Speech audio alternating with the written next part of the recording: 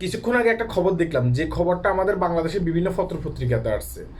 এক ভদ্রলোক, তিনি দীর্ঘদিন পরে মালয়েশিয়া থেকে বাংলাদেশে যাবে, হয়তোবা ছুটিতে তিনি যাচ্ছেন, কিন্তু মালয়েশিয়ার যে এয়ারপোর্ট আছে, এয়ারপোর্টে তাকে আটকায় দিছে।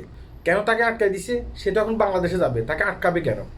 কারণ তার যে ভিসা ছিল, পাসপোর্টে যে ভিসা ছিল, ই ভিসা, সেই ভিসা ছিল সম্পূর্ণ নকল একটা ভিসা, অর্থাৎ ভুয়ো একটা ভিসা ছিল। অর্থাৎ এই ভদ্রলোক সম্ভবত দীর্ঘদিন পর্যন্ত মালয়েশিয়াতে অবৈধ ছিল, পরবর্তীতে কোনো একটা দালাল ধরে তিনি ভিসা লাগাইছেন, এবং তিনি জানেন যে তিনি অরিজিনাল ভিসা লাগাইছেন, কিন্তু দালাল কি করছে, তাকে ভুয়ো একটা ভিসা বানিয়ে তার পাসপোর্টে ধরিয়ে দিছে। তিনি এটা অনলাইনে চেকও করেন নাই, তিনি কি করছেন, ভিসা পাওয়ার সাথে সাথে তিনি অ্যাপ্লাই করছেন, তিনি বাংলাদেশে চলে যাবেন, টিকিট কিনে তিনি রেডি। এখন যখন এয়ারপোর্টে গেছে, এয়ারপোর্টে যাওয়ার পরে কী হয়েছে, তাকে সেখানে আটকায় দিছে। এটা আমাদের বাংলাদেশের পত্রপত্রিকাতেও আসছে, এবং কি মালয়েশিয়ার পত্রপত্রিকাতেও আশা করে চলে আসবে। এখন মূল কথা শোনেন, মূল কথা হচ্ছে যে আপনারা অনেকেই বলেন যে ভাই মালয়েশিয়ার ভিসা নাকি বন্ধ, কিন্তু ভিতরে অনেকে ভিসা করে দিচ্ছে, অনেকে ভিসা করতেছে।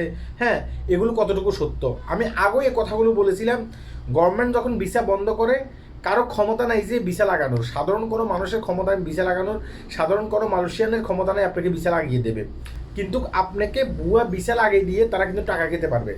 যেমনটা ঘটেছে এই ভদ্রলোকটার কপালে, আজকে দেখেন তাকে জেলখানে যেতে হয়েছে, মালয়েশিয়ার জেলখানে যেতে হয়েছে।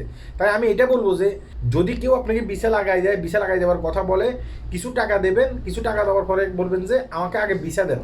ভিসা দেওয়ার পরে যদি সেই ভিসা আগে দেখবেন যে অনলাইনে আছে কিনা, অনলাইনে দেখছেন যে আপনার এই ভিসাটা আছে, তাহলে সমস্ত টাকা ওই দালালকে দেন, ওই লোকটাকে দেন। নয়তোবা দালালদেরকে সমস্ত টাকা পয়সা দেবেন না, সমস্ত টাকা পয়সা দিয়ে আপনি নিজেও বিপদে পড়বেন না। আজকে দেখেন ভুয়া ভিসা লাগাইতে গিয়ে তিনি কিন্তু বিপদে পড়ছেন। তিনি যদি এই ভিসাটা এয়ারপোর্টে যাওয়ার আগে অনলাইনে চেক করতো, তো তাহলে তাকে কিন্তু আজকে জেলখানে যেতে হতো না। হ্যাঁ, আমি এই ধরনের ভিডিও দিয়ে থাকি, আমার ভিডিওগুলো একটু শেয়ার করবেন। এগুলো শুধুমাত্র আপনার উপকার আসবে বিষয়টা কিন্তু তা না, অনেকেরই উপকার আসবে, তাই ভিডিওগুলো শেয়ার করবেন। এটা কিন্তু কোনো গানের ভিডিও, কোনো নাচের ভিডিও না, এগুলো হচ্ছে গুরুত্বপূর্ণ ভিডিও। আশা করি আমার কথাগুলো বুঝতে পেরেছেন। হ্যাঁ, আল্লাহ হাফেজ।